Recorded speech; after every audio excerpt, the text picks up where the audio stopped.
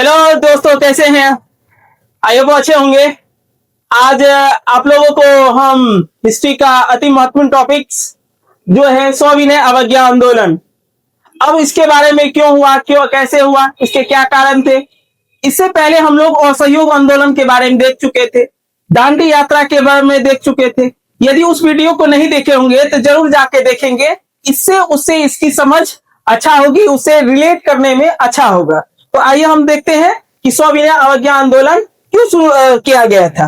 अब देखते हैं कि हुआ कब था सविनय अवज्ञा आंदोलन। 1930 ईस्वी में हम लोग दांडी यात्रा में देखे थे कि 12 मार्च 1930 ईस्वी को दांडी से साबरमती आश्रम से चलकर 6 अप्रैल 1930 ईस्वी को हम दांडी पहुंचे थे। और उसी नमक कानून जो बनाया गया था 1882 ईस्वी में अंग्रेजों के द्वारा, उसको पहली बात तो 1885 के राष्ट्रीय कांग्रेस में उसको किया गया था, उसका विरोध किया गया था। लेकिन अंतिम रूप से जो विरोध प्रदर्शन होने लगा तो दांडी यात्रा में जब हम, हालांकि 5 अप्रैल को किसी किसी बुक में लिखा हो रहा था कि 5 अप्रैल को 5:30 बजे के शाम में पहुंचे थे, तो अगले सुबह हम लोग 6 अप्रैल को 8:30 बजे के दिन में नमक कानून को तोड़कर इसका विरोध किए थे। तो उसी से संबंधित स्टार्ट होता है सविनय अवज्ञा आंदोलन।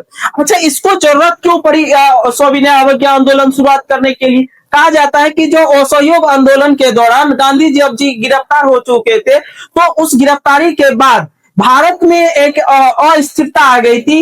लोग क्या कर रहे थे, आजादी के लिए उत्प्रेरित हो रहे थे, लेकिन इन कोई लीड करने वाला कोई व्यक्ति नहीं होने के कारण से ये एक स्थिरता पैदा हो गई थी। अब होते इसकी पृष्ठभूमि कैसे तैयार हुआ।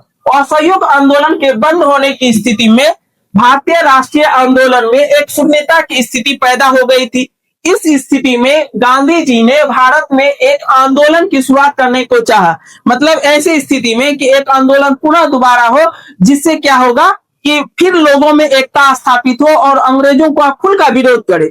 इसके लिए कहेंगे कि इसके क्या क्या कारण थे, सविनय अवज्ञा आंदोलन के क्या कारण थे। तो सविनय अवज्ञा आंदोलन के कारण इसमें से ये है साइमन कमीशन, तो उसके बाद है विश्व आर्थिक मंदी, क्रांतिकारी आंदोलन का उभार, पूर्ण स्वराज की मांग, जलियांवाला बाग हत्याकांड। तो अब ये एक एक देखेंगे कि ये क्यों कैसे हुआ, उसके सार्थक सविनय अवज्ञा आंदोलन के कारण में। साइमन कमीशन कहा जाता है कि अंग्रेज सरकार के द्वारा 1919 ईस्वी में एक भारत शासन अधिनियम 1919 ईस्वी में बनाया गया और कहा गया कि हर एक 10 वर्षों पे हम क्या करेंगे, भारत की जो वहां की स्थिति है उसको देखने के लिए उसके नियम कानून में बदलाव करेंगे। अब कहिएगा सर 1919 में तो ये बनाया गया था भारत शासन अधिनियम 1919 में, और फिर उसके 10 साल तो 1929 होता है। लेकिन इंग्लैंड में चुनाव होने के कारण उसको क्या किया गया, वहां की सरकार ने यहाँ के लोगों को अपने पक्ष में लेने के लिए, वहां के जो भारतवंशी वहां इंग्लैंड में रह रहे थे उस व्यक्ति को अपने पक्ष में रखने के लिए उन्होंने क्या किया, नवंबर 1927 ईस्वी में एक कमीशन का गठन किया जिसे हम साइमन कमीशन कहा जाता है। अब साइमन कमीशन का क्या वो तो हो गया, वो तो भारत में आ रहा था।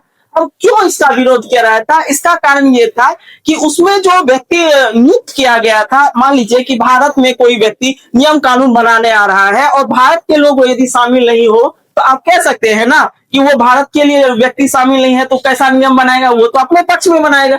इसी के लिए उन्होंने विरोध किया है। इसमें जो क्या कुल 7 सदस्य थे और 7 सदस्य कहाँ के थे, इंग्लैंड के रहने वाले थे। तो यहाँ के लोगों को ने कहा कि यदि वह व्यक्ति भारत के लिए कानून बना रहा है लेकिन भारतीय को शामिल नहीं किया गया है तो इसका मतलब अच्छा से वो कानून नहीं बनाएगा। इसके लिए के कारण से ये भी एक कारण साइमन कमीशन।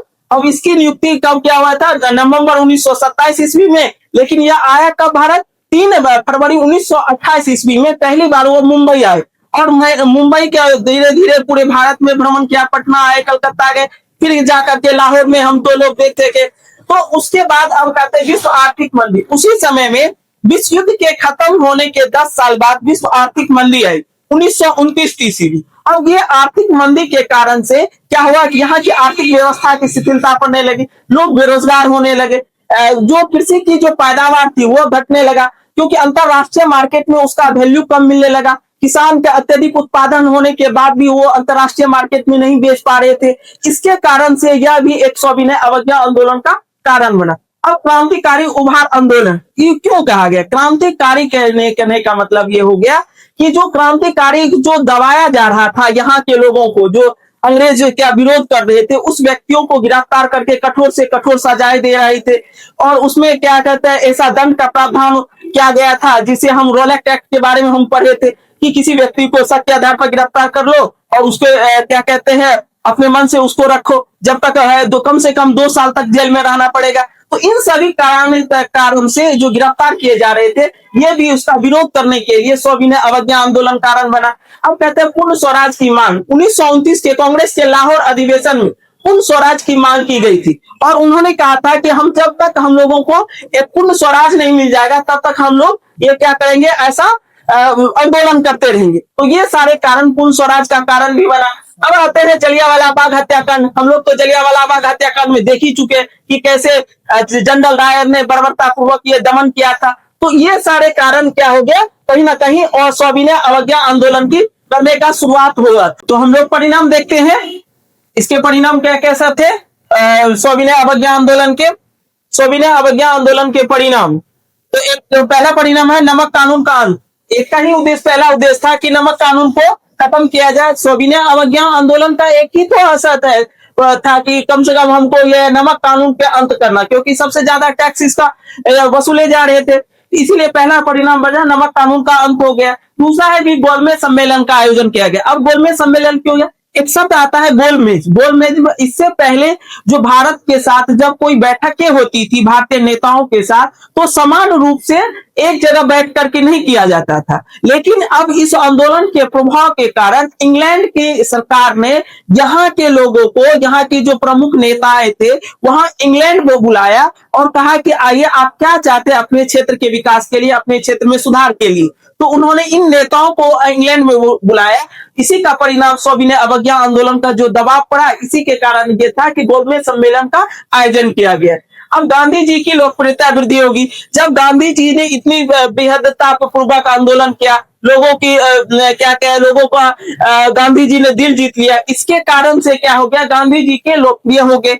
अब कहता है गांधी इरविन समझौता। अब ये सारी जो आंदोलन हो तो गांधी जी ने कहा कि इरविन कहा कि आप क्या क्या चाहते हैं, कौन सी ऐसी चीजें चाहते हैं जो सुधार चाहते हैं। तो उन्होंने गांधी और इरविन के बीच उन्होंने 11 बातें को लेकर गांधी ने इरविन को कहा और इसी के कारण से यह समझौता 5 मार्च 1931 ईस्वी को गांधी और इरविन समझौता किया गया। तो लिख सकते हैं, यहाँ लिख देते हैं गांधी और यही लिख देते हैं गांधी और इरविन के बीच कब समझौता हुआ?